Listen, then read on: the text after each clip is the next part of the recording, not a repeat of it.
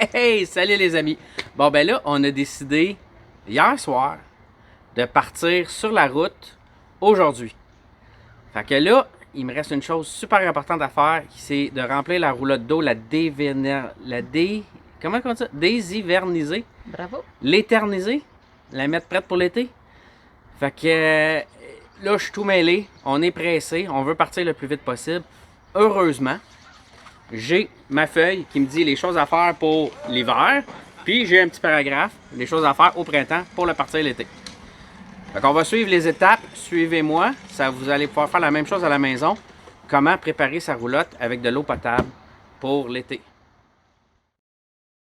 Idéalement, vous allez faire ces étapes-là dans un terrain de camping, à votre arrivée pour la première nuit, la première soirée. Vous allez pouvoir faire toutes ces étapes-là. Vous allez avoir l'avantage d'avoir un égout pour vider l'excédent d'eau.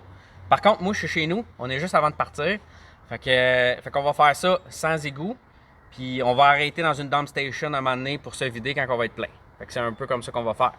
Première étape, brancher l'eau potable. Fait que je vais aller ouvrir la champlure. Après ça, on va aller voir en dedans qu'est-ce qui se passe. Étape numéro 2, je ne sais pas si vous le sentez dans ma voix, mais je suis vraiment nerveux parce qu'on part sur un méchant gros road trip, puis on est pressé. Fait que étape numéro 2, ouvrir chaque robinet tranquillement, pas trop fort, pour laisser sortir le stuff rose.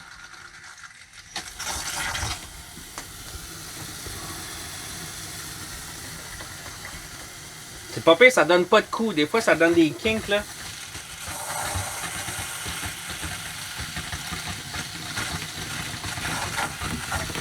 OK, ça s'en vient comme faut. On va faire l'autre bord.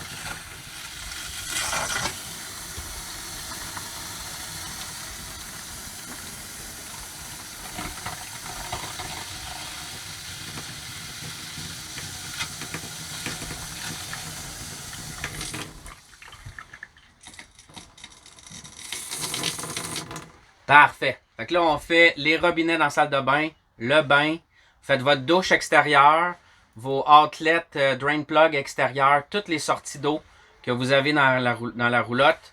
Vous enlevez le rose, faites couler abondamment de l'eau pour enlever le petit goût de tuyau et le petit goût d'antigel, justement. Là. Fait que vous faites couler ça abondamment dans chaque sortie d'eau que vous avez sur votre roulotte. C'était l'étape 2. L'étape numéro 3. Je vais commencer par prendre un grand respire, me calmer.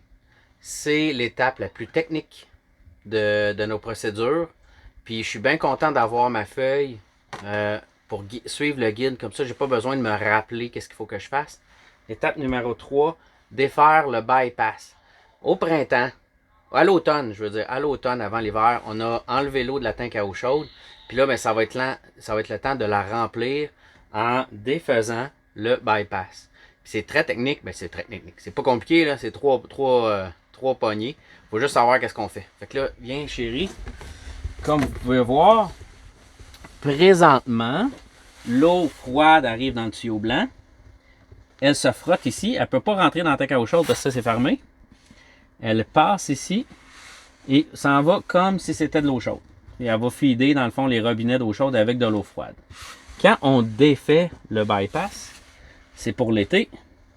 On rouvre la petite poignée ici. Là, maintenant, l'eau rentre dans la tank à eau chaude. On ferme ça ici.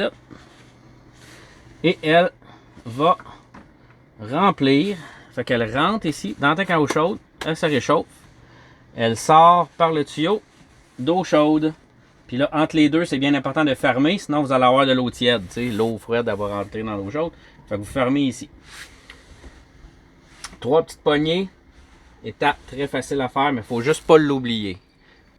On avait arrêté de filmer, mais ma tendre épouse, elle m'a soulevé un très bon point. On vient de comprendre, en faisant ça, puis en se l'expliquant nous-mêmes, puis en vous l'expliquant, c'est pour ça qu'on enlève l'antigel avant.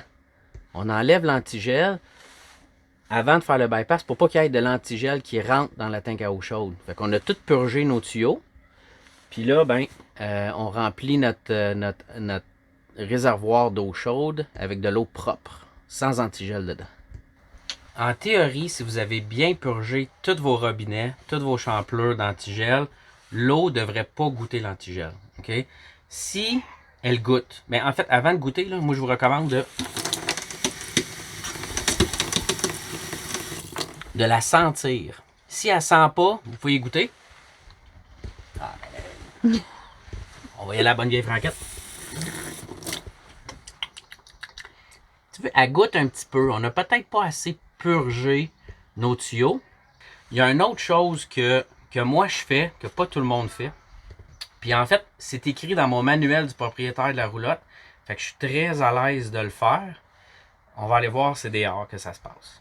Comme je l'expliquais à l'intérieur, si votre eau elle goûte encore un petit peu l'antigel ou elle goûte pas fraîche, tu sais, vos tuyaux là, pendant l'hiver, c'est pas passé grand chose.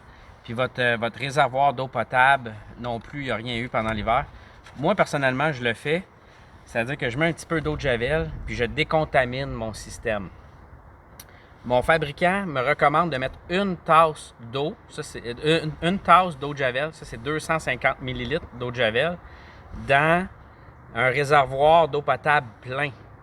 Fait que pour purger mes tuyaux, moi je ne remplirai pas mon eau potable pleine, je vais la remplir à peu près, pas un 8 ou un quart à peu près, juste assez pour faire circuler. Fait que ce que je vais mettre d'eau de javel, ça va être minime là, ok? Puis le truc, avec une belle bouteille d'eau, avec un trou dedans, on vient mettre ça de main. Puis là, on peut mettre de l'eau de javel.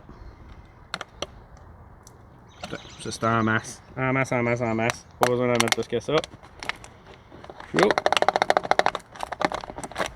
Et voilà. Donc, un peu d'eau de javel. On va remplir d'eau potable. Puis après ça, on va faire circuler cette eau-là, javelisée, dans les tuyaux. Puis ça, monsieur, madame, ça va sentir bon en tabarouette. Là, c'est bien important de vider sa tank puis la remplir avant de prendre sa douche. Sinon, vous allez prendre une douche à l'eau de javel. Mais ça aussi, des fois, c'est pas toujours désagréable. On sent vrai en tabarouette. Buvez-en pas, par exemple. Ça va peut-être vous causer des petits brûlements. Mais on appelle ça décontaminer. Son réservoir d'eau potable puis sa tuyauterie. Moi, j'aime bien ça, faire ça. Je trouve que ça sent frais. Mais certains disent que ça sèche les bouts de caoutchouc. Fait que faites-les pas trop souvent, puis mettez surtout pas trop d'eau de javel. Si ça sent l'eau de piscine, c'est mission accomplie. Ça veut dire que vos tuyaux sont propres. Pour être capable d'en boire, vous pouvez vider votre réservoir d'eau fraîche, puis le remplir avec de l'eau fraîche. Ou ben non, utiliser votre hose là, de ville. Puis de faire couler l'eau pour enlever un peu l'odeur d'eau de javel, mais vous avez décontaminé vos tuyaux puis vous êtes prêts pour passer une belle saison d'été de camping. Alors on se dit à la prochaine. On a mis quelqu'un